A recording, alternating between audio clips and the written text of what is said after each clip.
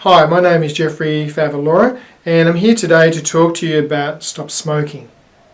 I've created a CD, Stop Smoking Once and For Sure, which focuses on building motivation and visualising the type of life style you want, and just getting in touch through sort of hypnosis or meditation into the feelings around your smoking and releasing those, getting more motivated. I know about smoking because for many years I smoked, and I'm showing my age when I say that when I was working they had ashtrays in the workplace, the doctor's surgery. As you know, times have changed and now it's very healthy and socially not so acceptable to smoke. So the thing is how to stop. Well, it's easy to stop. The thing is staying stopped. And I tried very hard for a long time to stay stopped, because I would stop for a day and then pick it up again. And I tried all the nicotine substitutes, but all those are still putting nicotine in the system. There's only one way to stop, and that's to stop and to go through those first 2 or 3 days where your head is very light and your body's feeling crazy. It's like giving up, say, strong coffee and caffeine in our diet. The body has to readjust the chemistry, and that's really uncomfortable. There's no really shortcut through that. Of course, having some nicotine substitutes helps, and then we're left with the psychology of what do we do? Because a habit is very, very strong, and habits are hard to break. So the first thing is to be kind to ourselves, building an attitude of kindness and gentleness to our desire to stop smoking and giving up smoking. It's a great thing to do, and if we fail, so what? Just smoke a bit longer. Being kind is very, very important, not putting stress around it. And the way I did it was, and this is my second tip, is just to try going for long periods as you can without smoking. So I would go for 2 or 3 hours, half a day, see if I could not smoke until the afternoon or the evening. And some people are very good at this, but they keep on smoking. So then you have to set a higher benchmark and say, well, I'm just not smoking at all. So when you make the leap, and it is a leap of faith really, because the thing is, what am I going to do after I give up that habit? And that's what the mind keeps coming up with. With any strong habit, what is my life going to be like? And there's some anxiety and fear around that, which is natural. So the thing is, when I've actually made a decision, and it has to come down to a decision at some point, I'm going to say, this is it, I'm going to go through some discomfort. The secret to staying stopped is to work with that desire to go back to that habit. So first tip on that is to keep breathing and keep being calm, using meditation, which I've developed and other people have developed, using that skill of meditation just to develop a calmness and an inner serenity as much as you can. So when there's the call for smoking, just keep breathing. Breathe and relax. By actually mimicking the drawback, using the breath is a very powerful way. So when I go and have a deep breath in that way, I'm mimicking what it's like to be smoking again. But I'm not smoking, I'm just taking a deep breath of oxygen.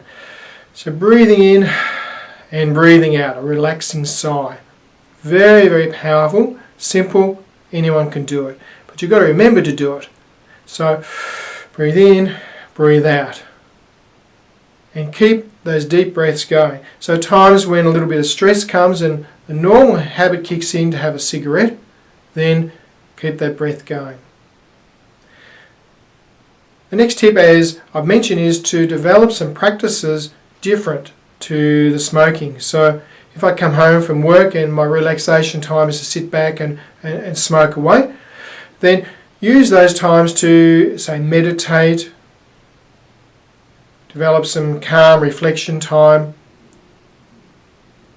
If you need to release stress, go for some walks, jog, put loud music on, dance around the house, release energy. Find other substitutes, other ways. And these are very practical things, simple things, but if you put them into practice, then they will work for you. And that comes to my next point about building the motivation and getting support from people. And of course there's a lot more support nowadays and social acceptance to help you with your motivation. But again, if you fall back into it, don't worry. Be kind, be nice to yourself, and just noticing that the habit is very strong and you just have another go at it. My next tip around developing different ways or behaviours is to find substitutes for what to do with your hands, and also oral substitutes. For myself, I would start to fidget when I gave up smoking, so I found some things to play with my hands. I found some soft toys, and I'll just squeeze them and play with them, and that gave my hands something to do. This was only for the first few weeks, by the way. I also, and I don't necessarily recommend it, but I also worked my way down the aisle of the supermarket, which has chewing gums and lozenges and mints and Big M's, etc. Anything to put in my mouth to have a substitute for the cigarettes. Yeah, I put on weight and I've developed a lose weight CD and program around that, but that's only for a very short time. And so we have to be kind to ourselves during this time of reprogramming our hardwired habit and behaviours around giving ourselves something else to do. So play around with this. Some people, if they don't want to put on weight, and that's a really big concern, might focus on drinking water, having a bottle of water. Every time they feel like a cigarette, they'll have a drink. And of course, low sugar chewing gum can also help with that. So finally, to sum up, is to work on our own attitude of dealing with stress, the reasons we smoke, and what's worked for me, and I've developed meditations around relieving stress and anxiety, is to work with those in ourselves and finding other ways to express our feelings, getting in touch with our feelings, expressing them when we're angry or fearful, not pushing that down. So really getting in touch with our feelings is very, very important. And the deeper, why do we smoke? Once we give up smoking, a lot of feelings will start coming up. So working with those feelings and releasing them, finding ways to release them through meditation, through activities, then is very, very important. And learning ways to be more expressive and playful with ourselves and with those around us.